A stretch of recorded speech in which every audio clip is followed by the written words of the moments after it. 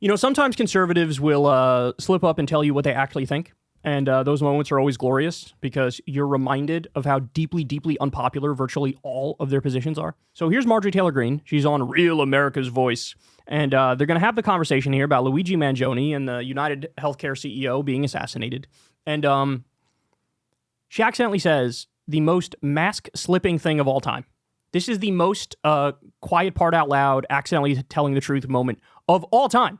And I really want you to let this settle in your mind. Let this marinate in your head for a little bit, because this is wild, bro. Well, Congressman, this comes as well as you look at what's happening right now with the shooter, Luigi Mangione, and you're seeing so many people on TikTok praise him. This is a man that lost his life. You're seeing CEOs of other healthcare companies pull their staff off of the websites because they're scared. Where do you think this violence is coming from? And do you think it's just going to get exacerbated as we continue into the Trump era? I love where do you think this violence is coming from? Where do you think this came from, bro?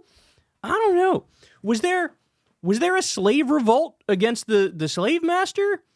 I wonder where this anger came from, bro. It's really hard to figure out. With some of these people? I'm glad you asked that question, and I've been watching this unfold, and I believe it's the beginning of a political movement.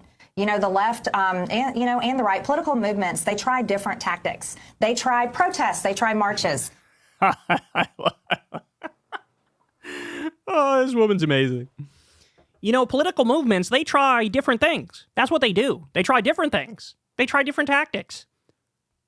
Thank you. Did you figure that out all by yourself, Marjorie? Impressive. Try storming congressmen and women's offices. They try violence. They try riots. And oftentimes when they're not successful, you know, maybe they're moving to assassinating just one person in order to make the changes they think they want. But there should never be a time where people are cheering on the death of an innocent man, a murder that happened on video that we've all seen unfold over and over again on the news. Now, by the way, before I continue here, let's be clear. And everybody knows this now, based on what we've seen of his social media, etc. But Luigi Mangione was a radical centrist. I mean, that's just what he was, right? He was an Elon fan. He was a Huberman fan. His politics are sort of all over the map. People say he has what's called median voter syndrome, which is like just radically different ideological viewpoints that are all put together in a mashup. Like, that's what he was. So for her to just try to pin this, you know, oh, this is just, you know, just the left, that's not true. And by the way, if you think it is, do yourself a favor, go to the different videos Ben Shapiro did on this and read his audience's reaction, right? He went after Bill Burr, I think, twice when Bill Burr was like, hey, make CEOs afraid again, right? He went after Bill Burr twice, and he also covered this in general, at least once or twice, and he got like 80 or 90% dislikes, and his own audience was like, stop saying this is just a left-wing thing. Stop. And that's exactly right. I mean, look, to be clear, even the right-wingers who are pissed, they might not realize it, but they do want a left-wing solution to the problem. They don't realize it, but they do. But yes, in terms of how different people feel about this, it is people all across the political spectrum who are like, yeah, our healthcare system is abysmal. This is someone that was clearly mentally unstable and came from a life of privilege and went and killed a CEO for whatever his reasons are, and supposedly as a manifesto. But what I'm more concerned about is we've seen the left push for socialized medicine for years. You know, Bernie Sanders had Medicare for all. I hope this doesn't turn into where they take this guy they're praising, right, and make him some sort of hero that they all worship, and then pick up the mantra and move it and go after other people. So what she's saying is, oh my God, I really, really hope this doesn't get everybody health care. I really hope this doesn't lead to universal health care, because that would be horrible. We would hate that. Mask off moment, y'all. Mask off. Hey, Marjorie, that's the part that you're supposed to say behind closed doors when you're with your other cretinous elite Republican friends. That's not the part you say out loud, because that's when people are like, wow, you're a scumbag. Understand something. Republicans used to make the argument, well, of course we all want universal health care. It's just how do we get there? This is what they used to say. They used to say, yeah, of course, yeah, we want universal health care, but we want to do it with free market solutions. That's how we want to get there. We want to make sure everybody's covered, but do it by using capitalism. This is what they used to say. Now, the truth comes out. They don't even want everybody to have health care. They don't. They don't even want everybody to have health care. And so, in other words, her perspective on this topic is, let's make the system worse. Alan Grayson got in trouble years ago when he basically made this point. He was a Democratic congressman, and he said, the Republican healthcare plan is don't get sick, and if you do get sick, die quickly. And this was like a big week-long meltdown, and the media was, oh, that's not fair, this and that. And he's like, It absolutely is fair. Look at what their proposals are. They looked at a health insurance system where millions of people don't have insurance, tens of thousands of people die because they don't have health care, and they said, let's leave it exactly like this. Like, this is literally what they said. Their response to Obamacare was, how about we do absolutely nothing and you go fuck yourself? That was their response. And Obamacare was a mild proposal. It was a moderate proposal. It was originally a right-wing proposal.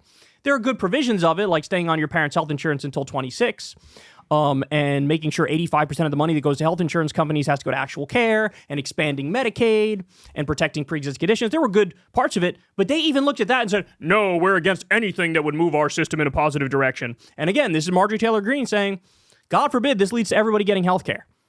Look, their whole perspective is reliant on you never doing any basic research on this topic. That's what Marjorie Taylor Greene's position is. It's reliant on all her conservative audience never saying, well, hold on, let me look into this a little bit. Because if you do look into it, you find out so quickly we are uniquely and royally screwed over compared to other developed countries. Every other developed country has one version or another of a universal healthcare system. Some have single payer, some have multi-payer, some have a public option. There's all these different approaches. But every other developed country has universal healthcare, one version or another of universal healthcare. And guess what? They have zero medical bankruptcies. Zero. Medical bankruptcy is the number one cause of bankruptcy in our country. Nobody goes bankrupt from medical bills elsewhere. Nobody. We have 68,000 people that die every year because they don't have basic health care. That doesn't happen in other developed countries. It just doesn't happen. You go, oh, what about the wait lines? Well, there's wait lines here too. The difference is in the universal health care countries, they prioritize based on need. Whoever needs the care gets it now, gets it as quick as possible. Here in the US, need is irrelevant. They do what's called a wallet biopsy. The wealthier you are, the more likely you are to get care quickly. That's the way it works. So everything about this system is backward. And by the way, we know we have worse. We spend double what other countries spend, and we have worse outcomes. Why? Because our system has a mafia middleman that price gouges you and robs you. That's the problem. It's 2% administrative costs for Medicare. For our private system, it's about 18%. Do you realize how insane that is? It's just a waste of money. And they try to deny you care on the back end. They charge you as much as they can on the front end, deny you care on the back end. And here's Marjorie Taylor Greene looking at this situation and going, wow, I really hope that this doesn't lead to fixing those problems in the system. Again, quiet part out loud. There's no other way to describe it. Hey, y'all, do me a favor and like and subscribe. It helps out big time in the algorithm. Click the bell as well for notifications when videos drop. And watch that video on screen right now. You know you want to.